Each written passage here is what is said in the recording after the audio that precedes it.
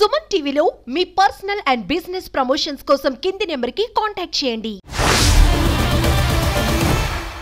రాష్ట్ర వ్యాప్తంగా 6 జిల్లాల పైన తిరిగారు. వైసీపీకి ఎలాగుంది అనుకుంటున్నారు ఏపీలో? రాష్ట్ర వ్యాప్తంగా ప్రతి చోట నేను చూసింది ఏమి అంటే, మహిళల్లో కానీ వృద్ధుల్లో కానీ సామాన్య మధ్య తరగతి నుంచి కింద స్థాయిలో ఎవరైతే వాళ్ళు ఉన్నారో ప్రతి ఒక్కరు కూడా ఖచ్చితంగా వాళ్ళు చెప్పే ఒక మాట ఏమంటే, ఏ రోజు కూడా ఒక ప్రభుత్వం నుంచి మేము ఇంత లబ్ధి పొందలేదు, కాబట్టి ఖచ్చితంగా మళ్ళీ జగన్మోహన్ రెడ్డి గారిని గెలిపించుకోవాలా, జగన్మోహన్ రెడ్డి గారు ఉంటేనే మాకు మా పిల్లలకు భవిష్యత్తు ఉంటది, ఆరోగ్యశ్రీ కార్డు ఉంటది, ఒక ఏదైతే బాబుకి షూరిటీ అనేది ఏదైతే చెప్తున్నారో దానికి వాళ్ళు సరిగ్గా చెప్పలేకపోయినారు, దాని గురించి డిస్కషన్ జరగలేదు, దాని గురించి నమ్మలేదు ప్రజలు. కాకపోతే జగన్మోహన్ రెడ్డి గారు ఖచ్చితంగా చెప్తే చేస్తాడనే దానిపైన గట్టిగా నమ్మినారు.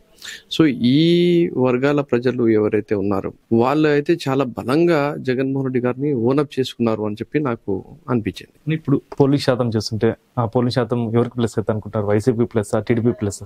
మేమైతే ఖచ్చితంగా మీరు ఓవరాల్ గా చూసుకుంటే పోలింగ్ శాతము మాకు ప్లస్ అవుతుంది అని చెప్పి అనుకుంటున్నాం. ఎందుకంటే ఈ ప్రభుత్వము పోతే వాళ్ళకి ఏం నష్టం జరుగుతుంది అనేది వాళ్ళు గ్రహించినారు. కాబట్టి ఈ ప్రభుత్వాన్ని కాపాడుకోవాలంటే మేము ఖచ్చితంగా బయటికి వచ్చి ఓటు వేయాలని చెప్పి బ్రహ్మాండంగా ఓటింగ్ శాతం పెంచి ఓటు వేయడం జరిగింది.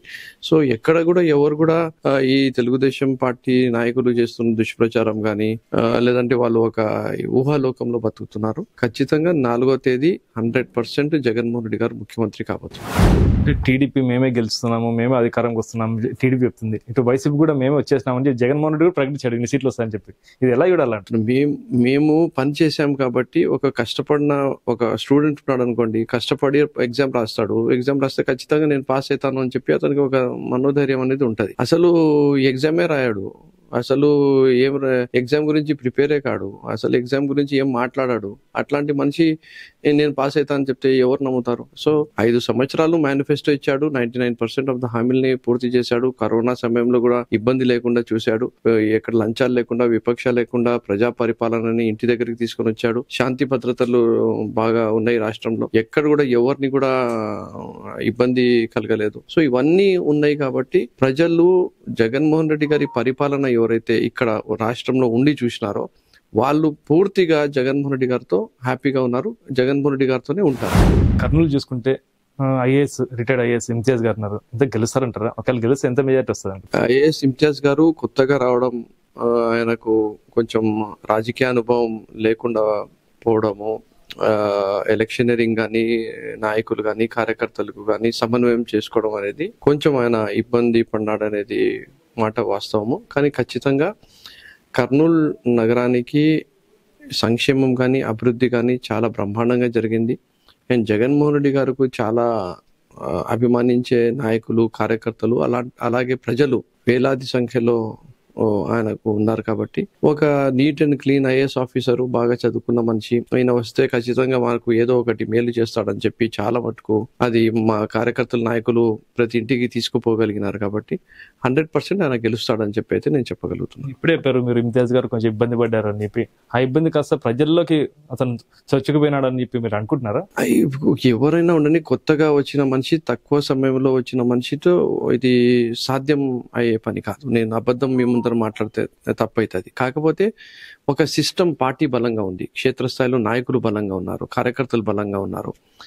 ఖచ్చితంగా ఆయనకైతే ప్రతి ఇంటికైతే పరిచయం చేపించినారు. సో ఆయన అయితే ఇంటికి వెళ్ళిపోయాడు. ఆయన మనిషి, ఆయన పేరు, ఆయన వృత్తి, ఆయన ఎవరు, ఏం చేయడానికి వచ్చినాడు, ఎందుకు వచ్చినాడు అనే మాట ఏదైతే ఉందో అది ఇంటికి వెళ్ళింది. అది ఇంటికి చేర్పియగలిగినారు మా నాయకులు కార్యకర్తలు. సో ఖచ్చితంగా పైన జగన్మోహన్ రెడ్డి గారు రావాలా.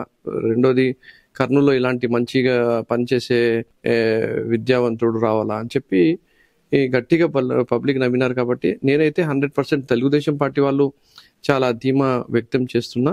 నేను మాత్రం ప్రతి ఒక్కరికి చెప్పేది ఒకటే మాట, ఖచ్చితంగా June 4th రోజున ఇంతియాజ్ గారు is going to be winner.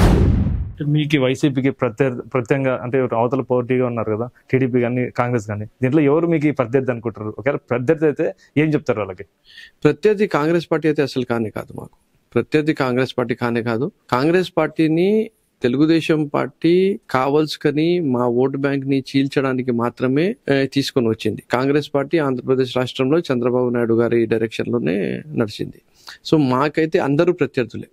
BJP ఉండని, తెలుగుదేశం పార్టీ ఉండని, జనసేన ఉండని, కాంగ్రెస్ పార్టీ ఉండని, వీళ్ళందరూ నలుగురిది ఒకటే ఎజెండా, జగన్మోహన్ రెడ్డి గారిని ముఖ్యమంత్రిగా దింపాలని చెప్పి, చంద్రబాబు నాయుడు గారిని ఆ పీఠం మీద ఎక్కించి కూర్చోబెట్టాలని చెప్పి. సో మెయిన్ ముఖ్య ప్రత్యర్థి అయితే చంద్రబాబు నాయుడు గారు, తెలుగుదేశం. లోకల్లో ప్రత్యర్థికి మీరు ఏం చెప్తారు? లోకల్లో ప్రత్యర్థికి నేను జూన్ 4 తర్వాత మాట్లాడతా దాని గురించి. అంటే మీరు గెలుస్తామని చెప్తున్నారు, లేదంటే ఇంకా డౌట్ లో చెప్తున్నారు? లేదు, డౌట్ అసలు లేదు. 100% గెలుస్తున్నాము. కర్నూలు టౌన్ గెలుస్తున్నాము. జూన్ 4 తర్వాత మాట్లాడితే బాగుంటుంది. జూన్ 4 కన్నా ముందర మాట్లాడితే బాగుండదు.